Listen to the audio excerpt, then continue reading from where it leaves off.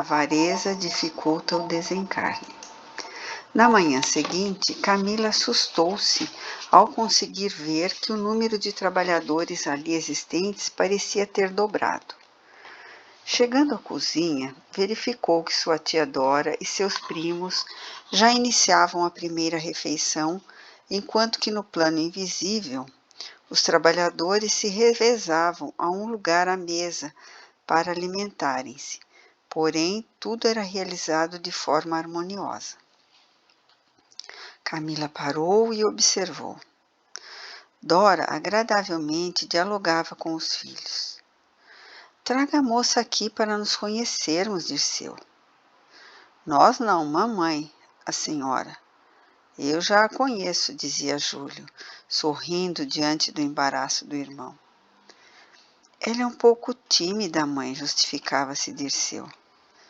Mesmo assim, filho, quero conhecê-la, insistia Dora. Sabe o que é? Explicava Dirceu sem graça. O pai dela não a deixa sair sozinha. Traga ele também, Dirceu, insistiu Dora. Nossa casa pode ser humilde, porém temos dignidade e amor, além de educação para recebermos quem quer que seja. Traga o pai, a mãe e quem mais quiser. Júlio ria observando o embaraço de Dirceu. O espírito Túlio aproximou-se de Camila e convidou-a gentilmente. Vem, senta-te aqui para o desjejum.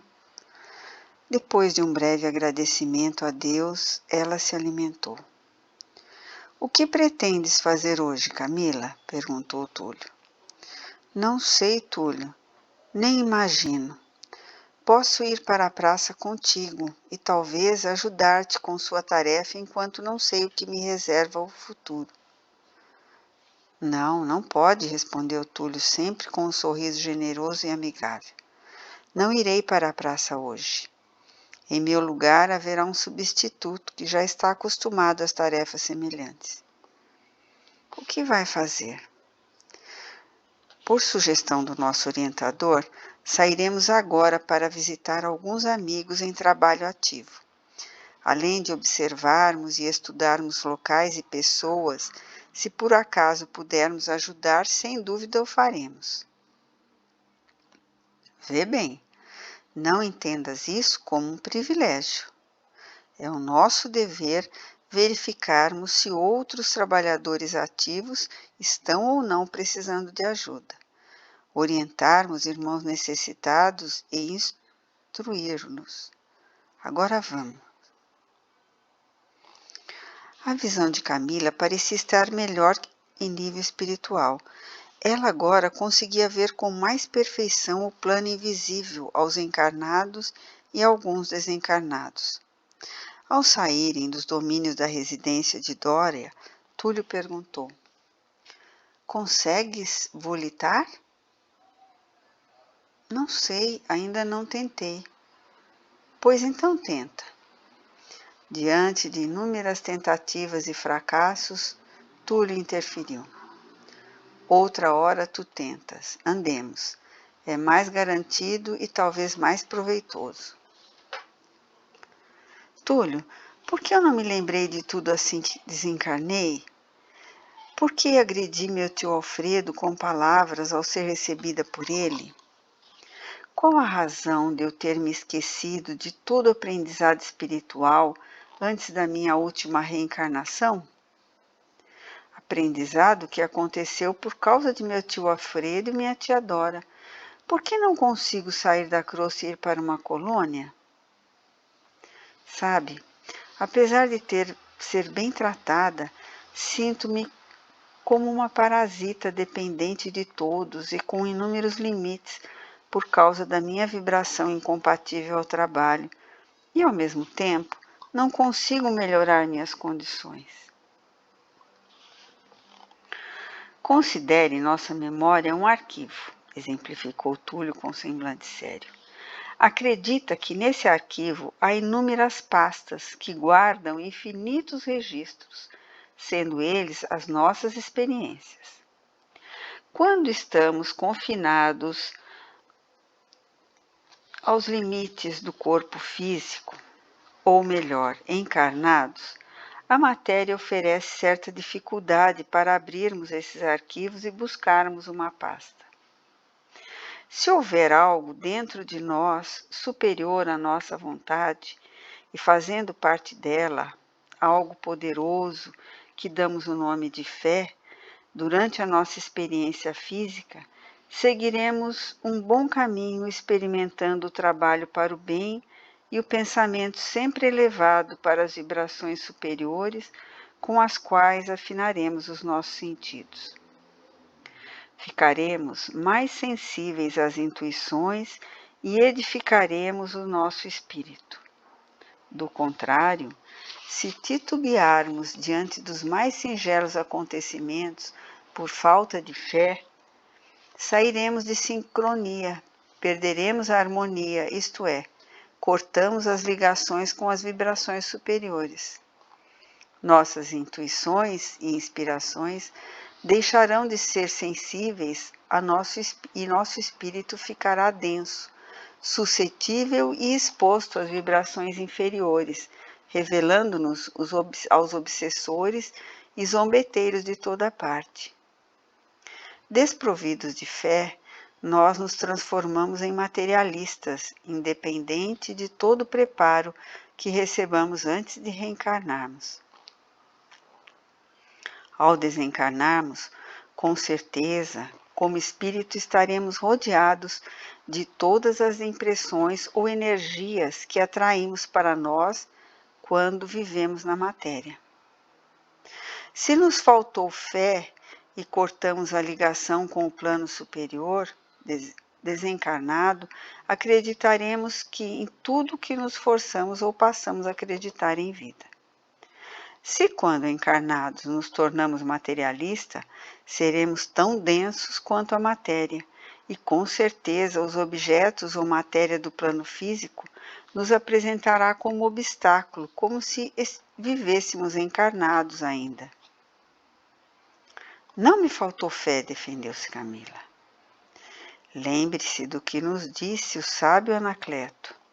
Somente a mera adoração a Deus não significa a edificação do espírito desencarnado ou encarnado. Tua fé foi abalada, sim.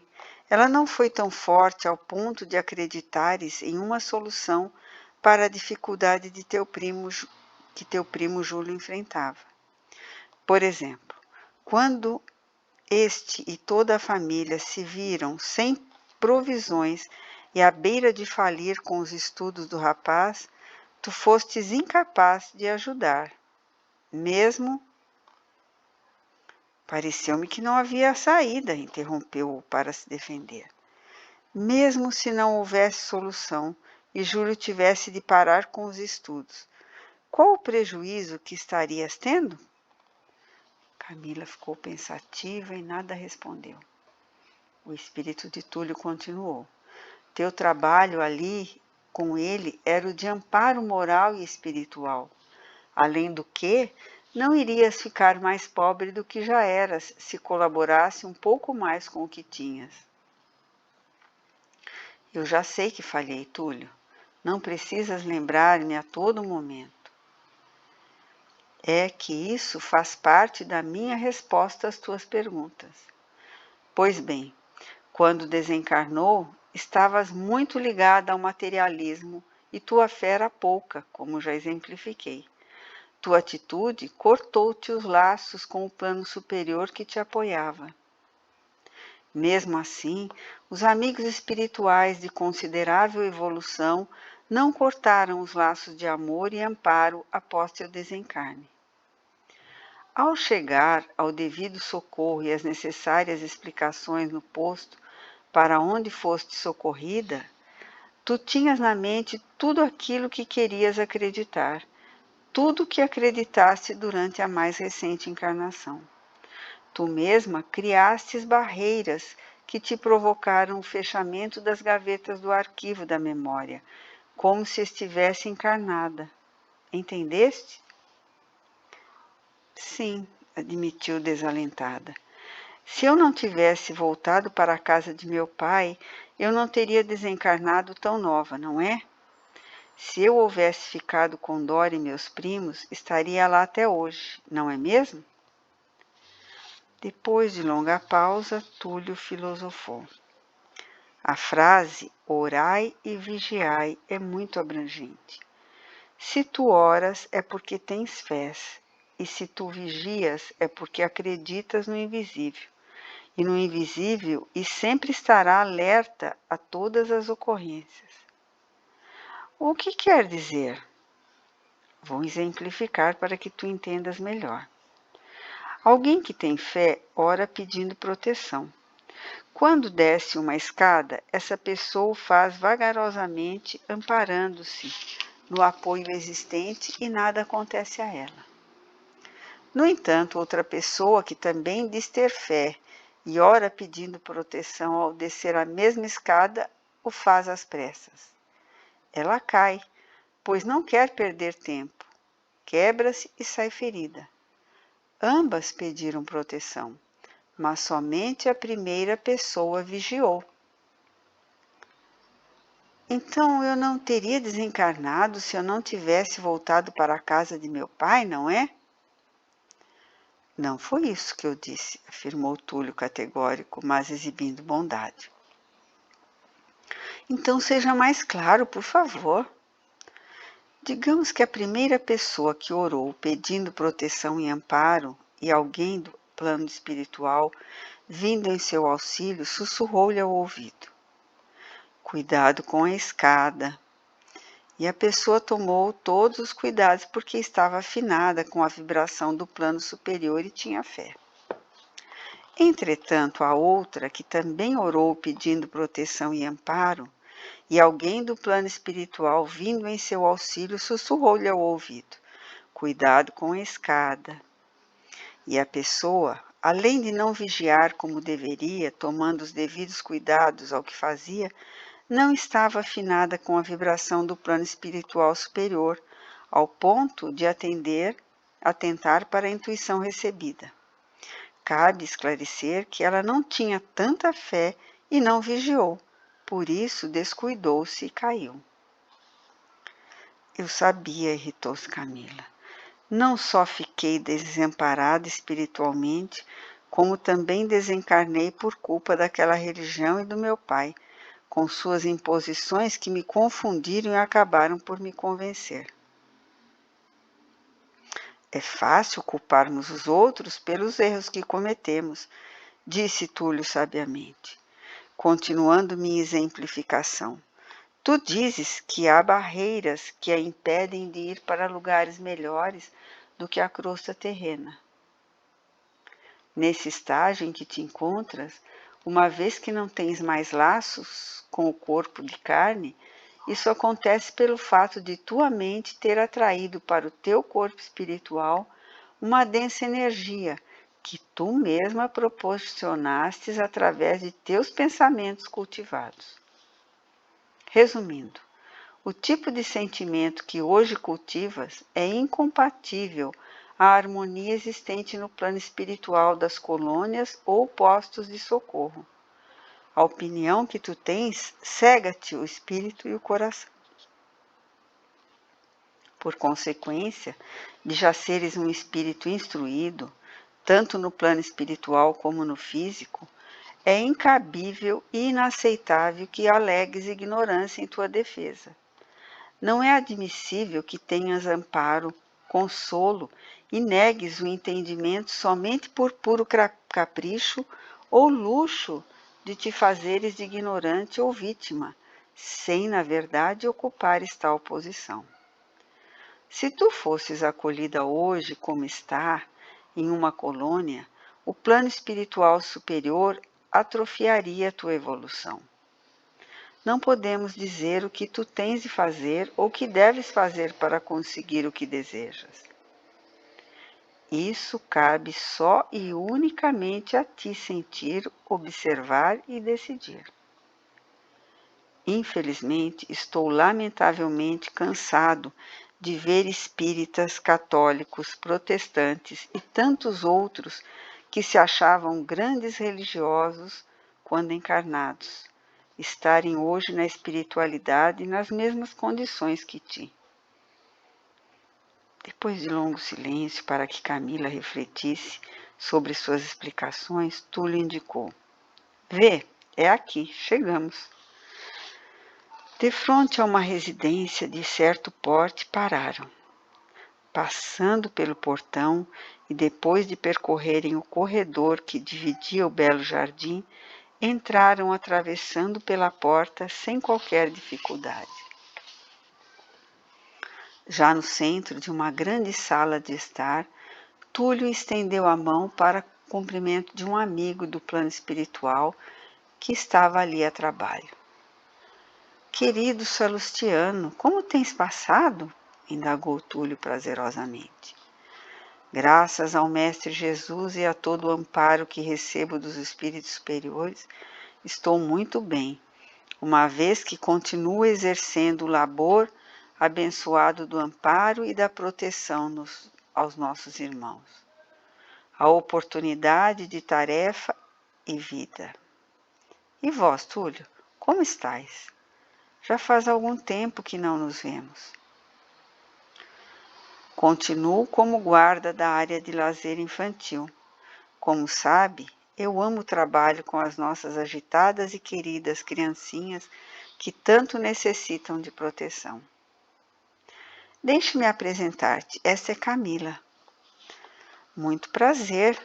Estás a trabalho com o nosso querido Túlio? Camila sentiu-se sem graça e não soube o que responder. Diante do seu embaraço, trocando olhares com o amigo, Túlio falou por ela. Camila presta-se ao trabalho da observação e do aprendizado edificante. Sempre é bom ter mais conhecimento, pois é isso que nos torna aptos e capazes. Voltando-se para ela, perguntou alegre: Não é mesmo? Sim, claro. O que temos aqui, caro Salustiano? Tornou Túlio. A situação presente é lamentável. Temos à beira do desencarne Benedito, homem já corroído pelos anos e possuidor de inúmeros bens materiais conseguidos após muito trabalho.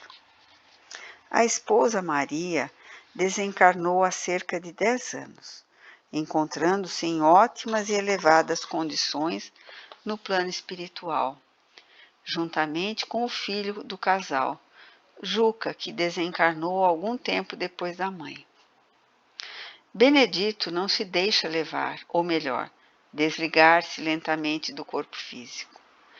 Ele se transtorna inconformado diante da ambição e avareza da única filha Beta. Muito egoísta, Beta não quer dividir nem mesmo parte da herança com a cunhada, a viúva Adalgisa, que teve 4 lindos filhos. Apesar dos bens do velho homem, a nora e os netos ainda passam por muitas necessidades. O neto mais velho está com 11 anos e o caçula com 4 anos. A Adalgisa, como nora, não tem direito à herança do sogro? Quis saber Camila. Parece-me que perante a lei, a Adalgisa não tem direito à herança do sogro. Ela só seria beneficiada se não fosse viúva.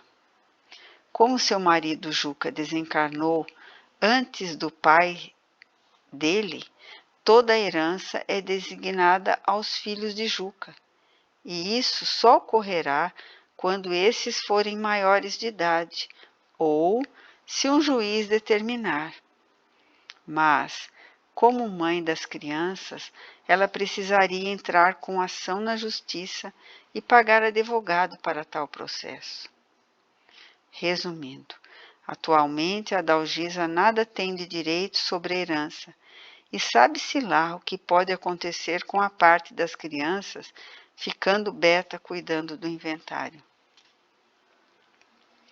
Como Benedito não deixou testamento ou inventário, e moribundo não pode fazê-lo, percebe que a filha, arrogante e impiedosa, deixará seus netinhos no desamparo.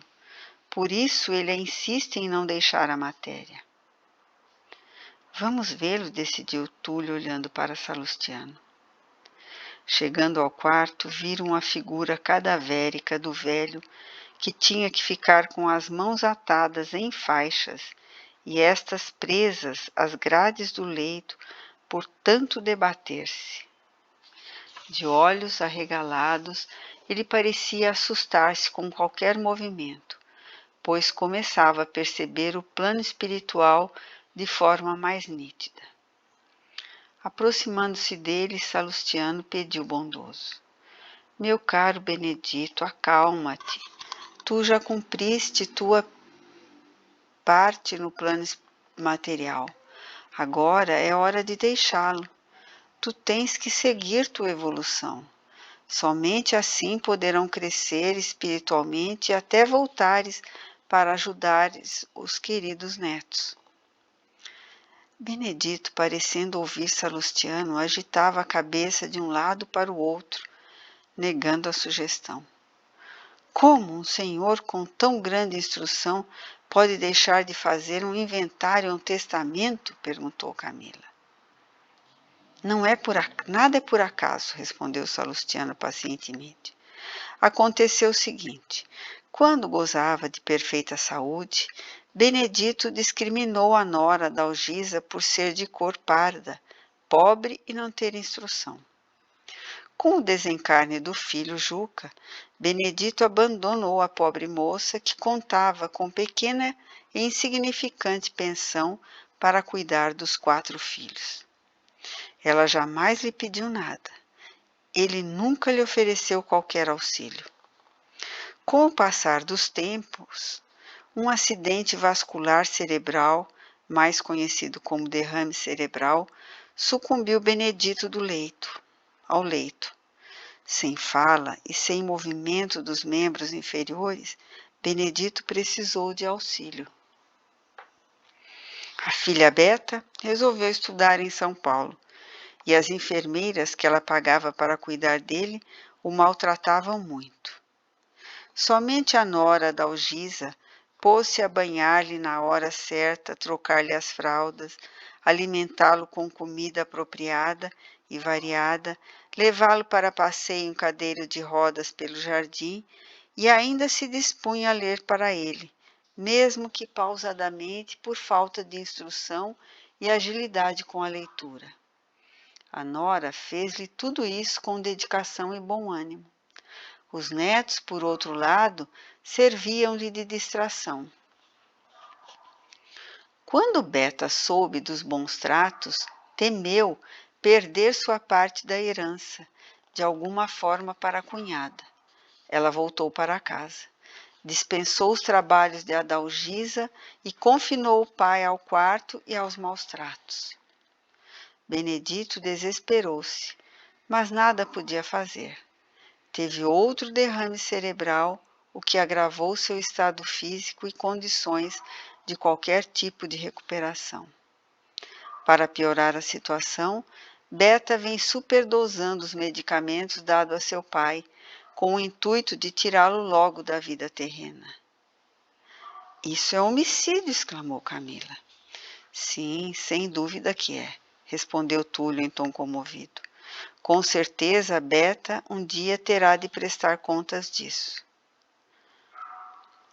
Mandamos chamar Juca, que já está chegando, para ajudar seu pai nessa difícil transição, pois só acontece dessa forma devido à falta de orientação, fé e aceitação de Benedito, informou Salustiano. Nossa, o que será de Adalgisa sem herança e sem muitas condições? Preocupou-se Camila. Sem condições materiais, tu dizes. Apesar de não frequentar nenhum tipo de doutrina, Adalgisa é uma mulher de espírito forte e tem muito amor no coração. Acredita e confia em Deus. Independentemente de sua situação financeira, ela trata os filhos que lhe foram confiados com imenso carinho, atenção e amor. Ela ora ao Pai Celeste e pede orientação para seus mínimos atos. Por isso, Adalgisa sempre tem grande amparo espiritual. Ela não odeia a cunhada? Tornou Camila curiosa. Não, Nunca maldisse nada sobre Beta, nem mesmo em pensamento.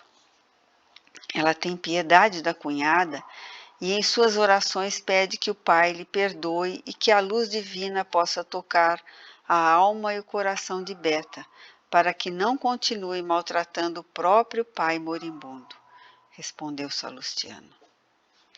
Vê, Camila, explicou Túlio, sempre educado e cuidadoso com as palavras. A Dalgisa não tem qualquer religião. Sua religião é o bom pensamento e o bom sentimento.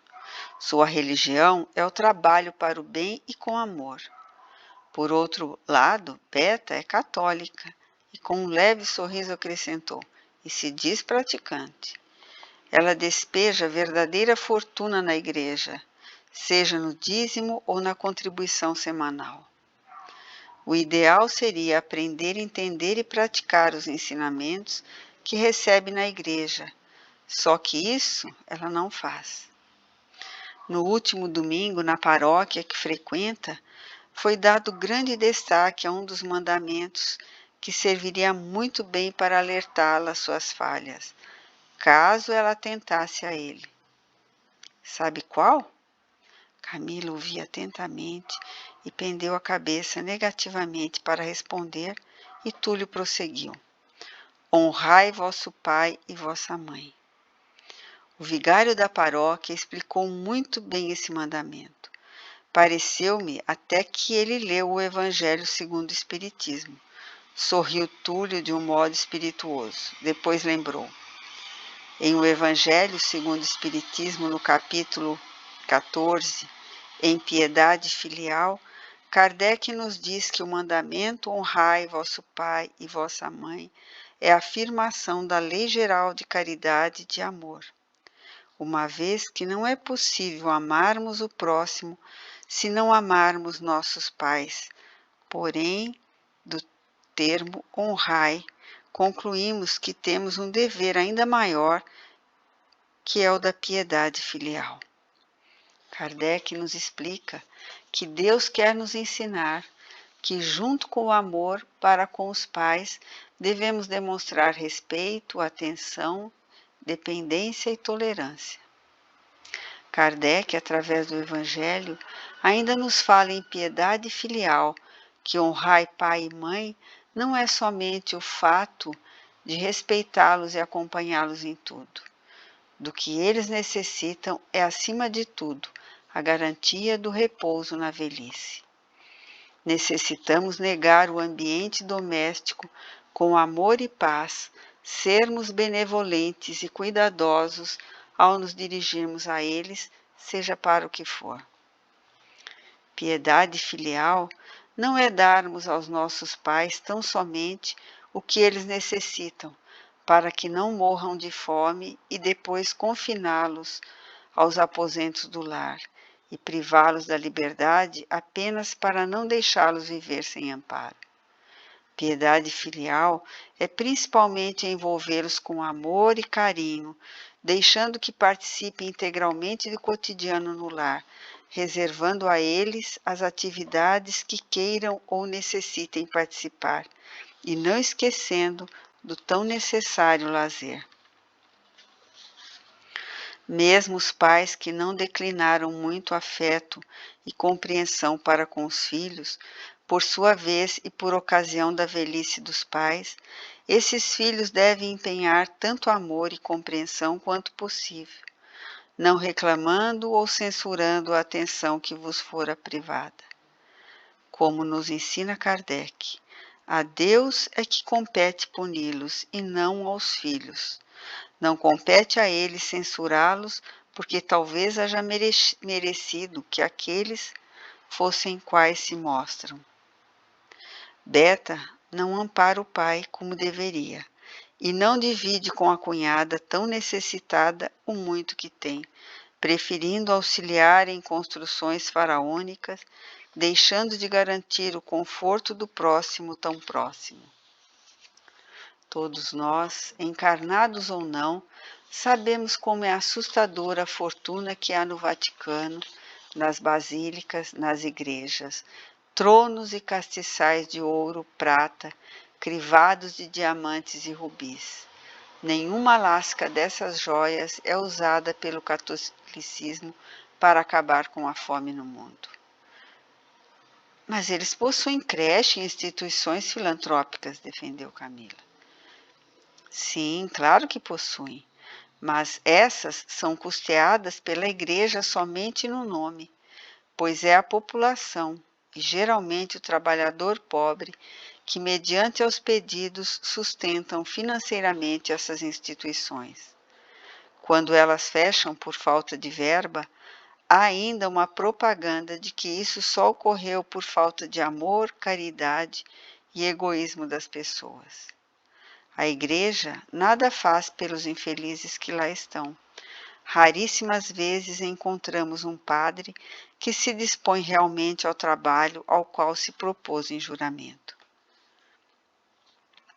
Não estou criticando, somente contando o que já observei. Tu já ouviste dizer que Sua Santidade colocou a leilão sua coroa, cetro ou qualquer outra peça e que a verba arrecadada seria para combater a fome no mundo? Camila balançou a cabeça negativamente e Túlio continuou. De que servirá a Sua Santidade, o Papa, aquele trono de ouro, seus crucifixos de ouro e prata crivados de rubis e diamantes?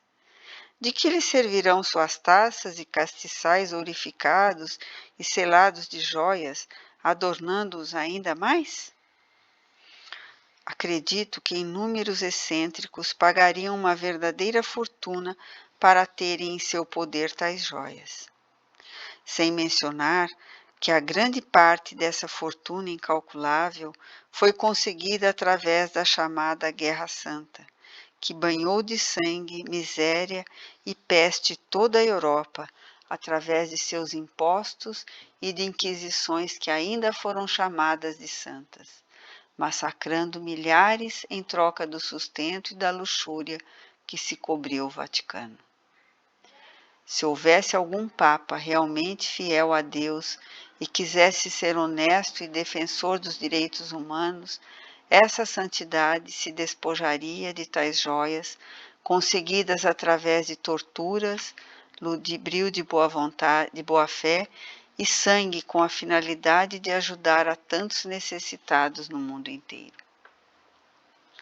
Se a Igreja ainda guarda em seu poder toda essa fortuna, é porque não se envergonha do que fez no passado, muito menos há em seu seio o arrependimento e a vontade de mudar. O Vaticano só sabe pedir e pedir. Parece-me que querem ver a terra vazia de pobres que morrem de fome porque pobre miserável não dá dinheiro à Igreja. Eles não querem ver seus palácios e galerias vazios para em troca fartarem a barriguinha dos famintos de pão. O interessante para a Igreja são os pobres e ignorantes que trabalham. Em nada o catolicismo difere de outras religiões, que só sabem tirar dos que pouco têm para servir a eles próprios, apropriando-se das doações. Utilizam o nome de Jesus Cristo, o Salvador, para acumularem bens terrenos, vivendo na mais alta e luxuosa mordomia. Os papas, bispos, cardeais, etc., extraordinariamente subtraem gigantescas fortunas, a olhos vistos, sem nada, absolutamente nada, oferecerem para o povo. Roma é um país onde o Papa é o presidente. Suas igrejas, espalhadas por toda a face da terra, são suas embaixadas, que só servem para arrecadar os impostos, como foi feito na Idade Média. Hoje, esses impostos são disfarçados com o nome de óbulos, mas têm a mesma finalidade, ser enviadas para o seu presidente. A idolatria e o misticismo inventado pela Igreja, ou melhor, pelos homens que a compõem, escraviza o homem encarnado por sua fé cega, trancafiando seu espírito em seu bolso as ideias infundadas de paganças sem limites e sem idealismo. Eles ignoram ou não querem admitir que os espíritos beatificados ou comumente denominados santos são muitas vezes verdadeiros escravos perturbados pelos encarnados. Não podem calcular quão imensa tortura é levada ao espírito desesperado que vê inúmeros pedidos e promessas feitos fervorosamente à sua alma. Eles caem em verdadeiros conflitos ou torturas pelos chamados incessantes dos encarnados que lhes gritam socorro, sem que eles nada possam fazer. Alguns, menos evoluídos, sentem-se culpados por sua impotência espiritual e se tornam verdadeiros loucos e doentes mentais espirituais, necessitando de longo e rigoroso tratamento no plano espiritual, que muitas vezes não é obtido com grande resultado, devido aos incontroláveis pedidos dos fiéis, que se transformam em compulsivos pedintes e pobre e infeliz entidade. Em todas as religiões há muitas criaturas encarnadas que são dependentes da fé. Só sabem pedir sem nada fazer por merecer, preferindo pagar de alguma forma para adquirir algo. Além disso, não querem ganhar conhecimento para se orientarem sobre o que estão fazendo e por quê. O encarnado não tem capacidade de orar a Deus, encará-lo de frente, reconhecer seus erros, pedir perdão, sustentação, amparo, assumindo não errar mais. Vários encarnados vivem de intermediário na sua fé. O homem comum terceiriza suas orações e seus pedidos, como se precisasse de muletas para ter fé. Para tanto, sem buscar instrução, a fim de saber o que é realmente certo ou errado, usa o nome de um pobre espírito chamando-o de santo, que muitas vezes possui as mesmas fraquezas que ele para servir de mediador ou intermediário às suas solicitações a Deus. Tudo isso é a introdução do catolicismo que inventou o santo e colocou um homem comum por debaixo de uma batina, fazendo-o de divindade ou porta-voz de Deus para enganar os ignorantes. Muitas vezes esses homens, intitulados ministros de Deus, põem em pânico a espiritualidade, seja ele ordenando sacrifícios e penas aos pobres e modestos que os buscam nos confessionários, seja ele dando perdão em nome de Deus a um pecador. Qual condição humana na face desta terra pode dar o poder para alguém se acreditar com o direito de canonizar, beatificar ou dar quaisquer títulos a um espírito que possa vir a recebê-lo? Felizmente, ainda hoje, o Brasil não conta com nenhum santo intitulado pelo Vaticano. Imensas fortunas são tiradas da população carente para que isso ocorra. Em virtude do Brasil não ser um país em que Roma pode contar com extrema soma de dinheiro para santificar em algum nome, o Vaticano vem adiando tal fato em seus projetos, pois quanto mais um país deseja ter um santo, mais caro isso se custará. E o Brasil é um imenso país, tanto em território quanto em número de fiéis. Por isso haverá de lucrarem mais para fornecerem um título desse a um espírito brasileiro, como se o espírita tivesse pátria. Camila ficou assombrada com aquela revelação e sobressaltou-se perguntando: e quando desencarnam, como ficam essas santidades cardeais, etc.? Para o lugar reservado a eles. Ninguém tem privilégios nas moradas do Senhor, respondeu Túlio. Para o umbral? Exclamou ela ainda surpresa. Depende. Alguns para regiões de extremos abismos, outros, sem dúvida alguma, podem permanecer em estado de perturbação no umbral, sim. Não poderia haver outro lugar para os que ludibriam a boa-fé ou usam o nome do Pai Celeste para adquirirem bens terrenos. Isso é independente da religião. Foram mais ou menos com essas palavras que Kardec nos relatou tão bem em O Evangelho segundo o Espiritismo, no capítulo 16, em Não se pode servir a Deus e a Mamon. O homem não deve acumular riquezas para o corpo, e sim para a alma, como a inteligência, os conhecimentos e as qualidades morais. Tudo isso é o que o homem traz, ganha ou leva consigo durante um reencarne.